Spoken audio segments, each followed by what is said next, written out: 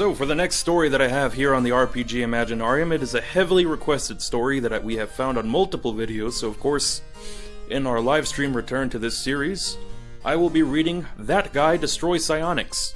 I will let you know that I am going to have to heavily censor myself because there's a few words here that you just can't say on Twitch without getting banned. So, if you've read this story before and you're like, why isn't he saying the words? That's because we'd like to continue having a Twitch channel. It's the same reason we don't do the Hentai Literature Club on this one. Also, possibly coming back soon. Woo! So, That Guy Destroys Psionics. 2 full Hendersons on the Henderson scale. Near mythic levels, unrepresentable by number in this or any scale. The action undertaken has undergone all steps above except possibly the last one. Either way, the game somehow refuses to go away and die. Maybe the GM initiated the scratch, but the game remains in some form, screwing with the players. Only one person from our knowledge managed to actually do it. Meet the Party.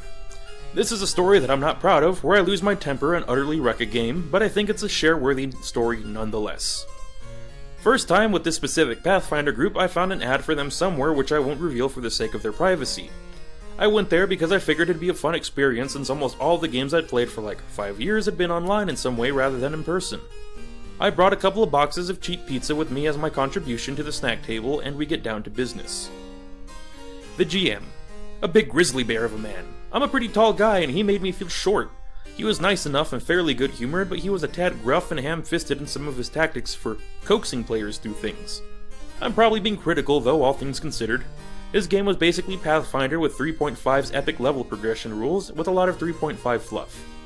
He also had a neat house rule about permanency applying to any spell psionic effect for a standardized amount of gold for the spell's level, although they could be dispelled or disrupted as usual. I cringed when I heard that the story proper was going to be riddled with psionics, which I am far from a fan of, but I thought I'd grit my teeth and bear with it, despite my prejudice against them. The plot was basically that magic was slowly falling out of use as more and more people spontaneously developed psionic powers, and the rest is the plot of the X-Men movies. I think that the GM didn't want to allow players to use psionics, but to be honest, I couldn't really tell because that went out the window way before the session even began. We were level 20, supposedly the best of the best, and were supposedly going to be facing epic level challenges. Nancy No Chin. A scrawny little guy with what appeared to be a missing chin. He was quiet and out of the way, and he never really did much out of character, so I can't comment too much on his real character. He played a monk psionic fist soul fist variant, who was basically the stereotypical Zen, master of self, I only want peace but will kill you guy of the party. The character was so bland I don't even remember anything else about him. Fish Face.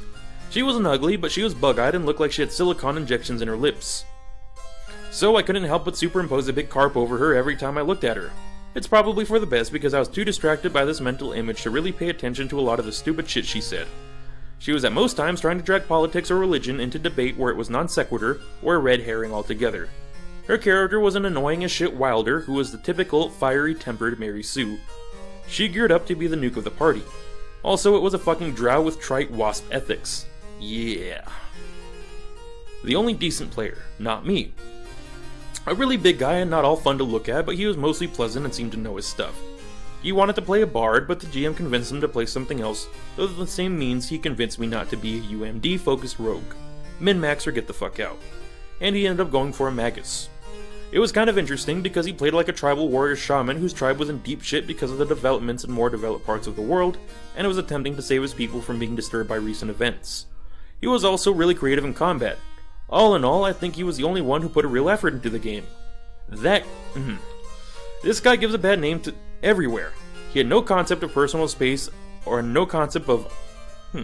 Thankfully, he did have a concept of, if you touch me there again, I'm going to pummel you and file a sexual misconduct suit. I suppose I'd be flattered if it was a woman, but goddamn, this guy was a creeper. I didn't help that this character was what I would call out of character, the date rape scion.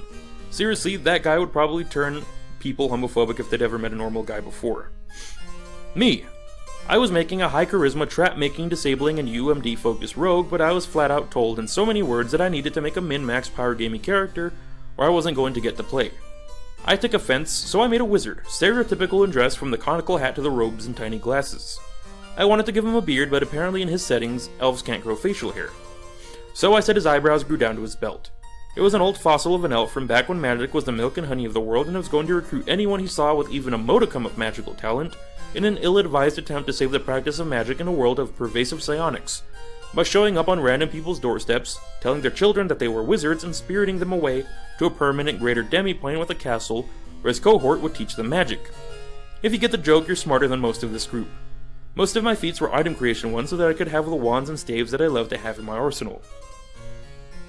Ooh boy, there was one paragraph there that was a little difficult to get through. Tao Quinn requests that you say the word censored when you hit a word you can't say. Oh, just censor? I wish I had like a beep I could press. I think the chat wants to play guess what the word was. Oh, it's a very popular word on 4chan, so you can guess which one it is. That should make it a little obvious.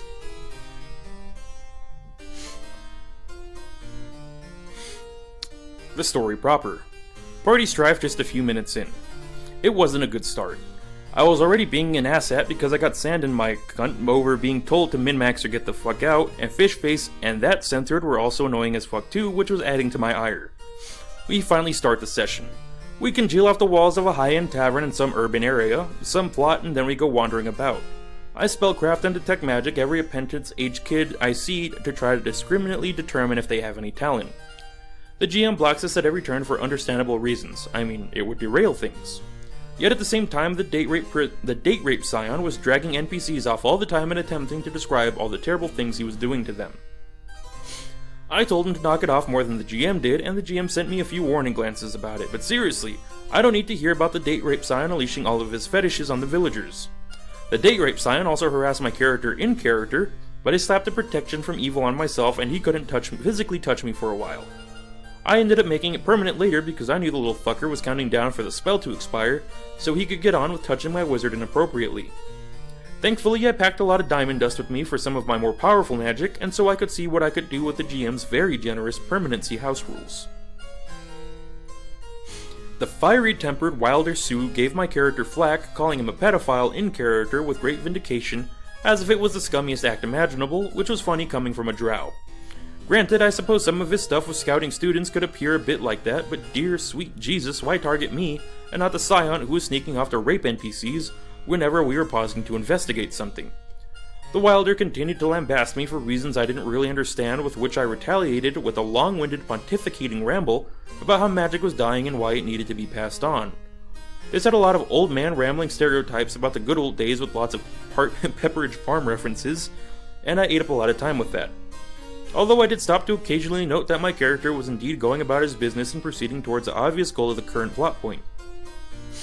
It was about a minute into my good old day spiel before she started to talk over me with this weird line of dialogue. It was like she was projecting her hate of an ex onto my wizard and darvoing the fuck out of him, which got confusing fast. So I used message cantrip to talk in her ear about the good old days and leave the general area so my wizard would be out of earshot. Yeah, I know message establishes a two-way conversation, but I argued that because magic was so obscure now, like someone being fluent in Esperanto in Asia, that she wouldn't know how without a spellcraft or knowledge arcana check of some kind. Fortunately, she didn't have either trained, and I got to be petty and talked about the good old days without having to listen to her in character, or, thanks to the GM, out of character either. I only kept it up for a couple of minutes and went back to the plot right afterwards. The first player killer attempt. The Wilder tried to PK me about 10 minutes later when I rejoined the group after a brief detour. Apparently she was incensed at the fact that I found a cheap way to make it so that I didn't have to listen to her but could prattle on like the old man my character was. Luckily I had him in flat-footed having good sight of her and won the initiative. So I beat her stupidly high spell resistance and turned her into a newt because my wizard was all about the classics. One mage hand later and I held her newtified character in my hand and decided that I'd talk about why the newt baleful polymorph was such a classic. The date rape scion and the monk scion both decided to defend her character and demanded that I release her at once. Not wanting everything to devolve into fighting, I played it off as my wizard, thought that they wanted her released into their custody, and told them that they looked like they could handle any of the kids' hissy fits. He handed her over and began to walk off, forgetting to undo the effect. They cleared their throats and got his attention about it, and I told them that they could hire a court mage to dispel it, and they reminded me that mages were almost extinct. Oh. I then dispelled the baleful polymorph and went, silly me, and moved on. I think they were all pretty upset, save the Magus, who was being an all sage and witch doctor like in the background of all this, and trying to keep the peace like a good guy. The second player killer attempt. Fish Face, No Chin, and that guy were clearly plotting since they take breaks to go off in a huddle and were passing notes during the session in what they were probably thought was a discreet manner. Maybe it's my trained eye for catching students texting, but they were really obvious about it. I figured they were going to gang up on me at some point, so I just kept a scroll of plane shift in one hand in case I had to escape, figuring being a wizard would let me excuse just happening to have a scroll ready. Fortunately, whatever was going to happen was put off when apparently the big bad evil guy showed up to cause havoc and monologue at us. We were told that his awe-inspiring feats of psionic power were terrifying even to the likes of us, blah blah blah. We're obviously not supposed to fight him because he's too powerful. I would later find out that he was some level 40 Scion, some psionic prestige class. Apparently he was trying to turn Scions against non-Scions, blah blah blah blah. Okay, he's a Scion supremacist, totally not Magneto. Fishface tries to get my wizard killed by the big bad evil guy by attacking him and rolling bluff to make it look like it was me before cheesing it. No Chin and that censor soon follow. The good guy Land Whale stays for like a round before he gets out of there too after my wizard assuring him that he'd be fine and to go. I was only really worried about losing my gear since I had a cloning lab set up in my demi-plane and would just appear there with a couple of negative levels and no items. Not that the others knew that. Those dicks just wanted my character to die. The big bad evil guy looks at me and asks who dared to attack him. I played the part of a senile old man picking up his scrolls and looking through them while failing to make a coherent statement. While doing this, I asked the GM for a planes check so that what I'm about to do isn't metagaming. My obscenely high planes roll lets me follow, in the GM's word, everything about the plane of force, which is a specific plane that I wanted to know about. I managed to get out a read magic in the meantime, which the GM is nice enough to not make me roll initiative for, and I activate a scroll of time stop that I had retrieved in the confused old man act. I get lucky on the roll and I've got 5 rounds to do whatever in. So, what do? I cast planar adaptation on myself, pull out a scroll of gate, and slide on over to a specific point in the plane of force, the point that the biggest psionic connection is.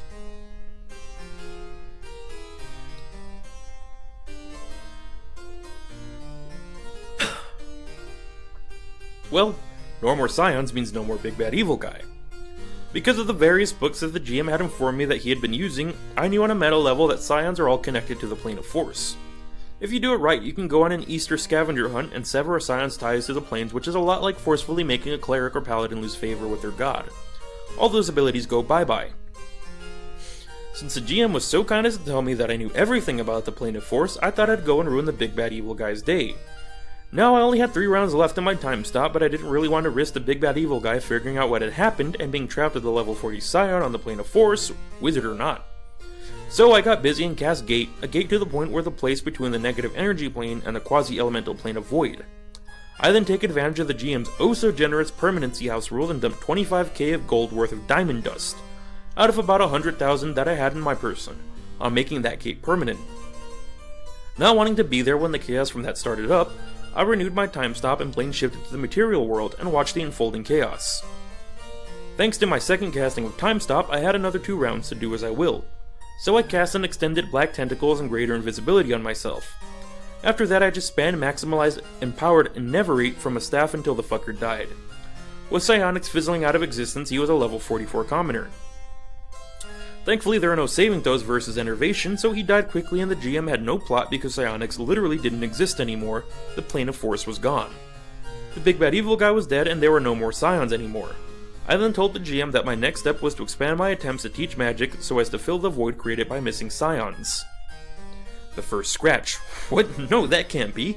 The party can't win a few hours into the first session and take away all the plot. Retcon time. VM changes it back to before I started casting Enervate, and then he got dramatic about the earth shaking from the wild things being thrown out willy-nilly by every Scion in the material plane, and I managed to cast Psionic Resistance on myself. A spell that the GM had made available as an analog to spell resistance since Scions were everywhere. And that helped me avoid some nasty stuff that was being tossed in my direction. Every Scion was apparently discharging every power point they had at random. Because I used plane shift to get back to the material realm, the big bad evil guy apparently still had his Psionics under full control, and so I was confronted with the monologue of doom, with Psionic chaos being thrown around in the midst of it for drama. I pull out another scroll of time stop, because I hadn't asked ton of the things, because why not? And then I cast planar adaptation on myself and immediately left one of many private demi-planes I had without waiting for him to finish. The big bad evil guy followed me through what I assume was GM Fiat. So I cop out and get a scroll of greater demi-plane out of my handy haversack, a scroll because I don't have 6 hours to actually cast the spell, so I can add a new property to the demiplane we were standing in. I chose non-psionic. The second scratch. The GM stared at me blankly. I said that one of the many things you can do to a demiplane is to make it so that there's no magic in it. Since he provided so many magical things that could affect psions like psionic resistance, detect psionics, and other things for the sake of the setting and left it open to the other things, I said that it was only logical that I could do it with a demiplane. He changed the rules again, saying that psion's connection to the plane of force is inherently different from magic, and makes it so that a demiplane couldn't block it out. Even though there's such a thing as an anti-psionics field, but whatever. I personally think it was a GM not wanting his terrible big bad evil guy to turn into a level 40 commoner again, but that's just my opinion. Since the GM vetoed letting me negate psionics in this plane, I had a bunch of constructs of Minecrafting shit, because you can totally do that if you give them a brain. Expensive, but awesome. This demiplane had the fire dominant elemental trait, so my constructs that healed with fire damage healed obscene amounts of HP per round, and already had a buttload of temporary HP on top of their normal max because this is where they lived. So I cast Dimensional Anchor on the big bad evil guy and used my control over the constructs to just have them drop what they were doing and mob him. After that, it was just a casting of Greater Invisibility, an anti-detection spell, and spamming maximalized powered enervations until the big bad evil guy was dead again. The third scratch. At this point, I was just told, "You're out," and got thrown out of the host's house. The GM didn't even bother to rock falls me, he just told me I was out. No matter how many retcons the GM used, he couldn't think of a way to salvage his plot without writing me out of the game. And that is how I got kicked out of a Pathfinder group the first session. Well, what a wild tale that was. I'm sure you all can guess the word I figured I should not probably be saying. Actually, most people are in the dark.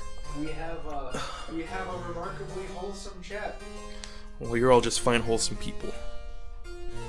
Allegedly.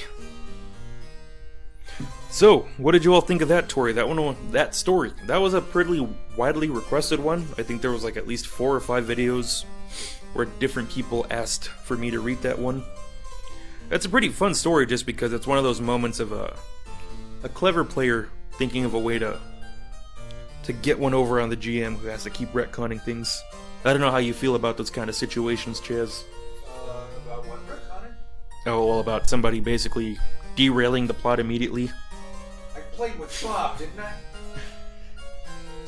Here, Chaz is a better GM than most. my rule is, the reason that we play these games is so we can have that freedom. You know what I mean? So I take whatever the players give me and I roll with it. You know what? If they fuck over the plot or if they fuck over the story, well, then the story's fucked, and I need a couple of something else. Now, I know you guys well enough to more or less figure out what you're going to do to fuck things over, so I try to build in like back doors. But if I'm screwed, I'm screwed. That's exactly what Bob did. So, Tao Quinn says, sounds like either a really overly nerdy and smart player or the exact opposite of an ST. Yusuf thinks the author's a douche. Yeah, that's fair. I feel the same way about the Fur Heresy one. Yeah. Like, it's a funny story, but those guys were definitely being dicks as funny as that story was. I agree. Tao Quinn, when you start the game with people being level 20 literal godlike, you have to expect to go off the rails pretty much immediately.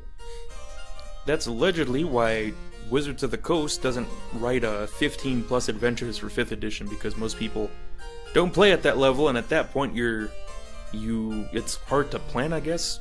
You're just ludicrous. Yeah. Glenn had this happen to him a few times. It was awkward, especially when the players seemed smug about it. Yeah.